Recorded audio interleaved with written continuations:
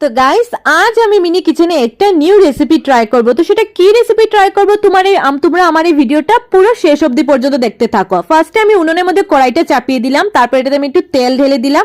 তেলটা দেখো গরম হয়ে গেছে, তাই আমি ফাইন চপ করা যেগুলো পেঁয়াজ আছে সবগুলো পেঁয়াজ আমি ঢেলে দিলাম। তারপর পেঁয়াজগুলো একটু আমি মেরিনেট করব, বিকজ এটা পুরো আমি লাইট ব্রাউন করে ভাজবো। আর দেন তারপরে দেখো আমি এটাতে ডিমটা দিয়ে দিব, বিকজ আজ আমি বানাবো ডিমের বুর্জি, বিকজ ডিমের বুর্জি আমার খেতে খুব বেশি ভালো লাগে। তারপর দেখো একে একে এখানে আমার কাছে যা যা যাবতীয় মশলা আছে সব আমি দিয়ে দেবো। নুন দিয়ে দিলাম, গুঁড়ো লঙ্কা দিয়ে দিলাম, আর লাস্টে আমি একটু হলুদ গুঁড়ো দিয়ে দেবো।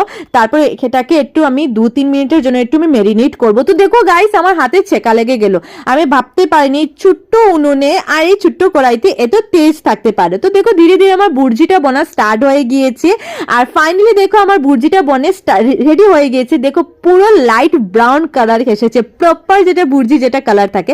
চলো এটাকে আমি প্লেটের মধ্যে সার্ভ করে নেই, আর সার্ভ করে তোমাদেরকে এটা আমি খেয়ে জানাই যে ফাইনাল রেজাল্টটা কি হলো। তো গাইস এটা খেতে সত্যি খুব ভালো হয়েছে, বাট নুনটা একটু কম হয়েছে। তো গাইস এরকম মিনি কিচেনের আরো ভিডিও দেখতে হলে আমাকে কমেন্ট করে জানাবে। তো বাই বাই।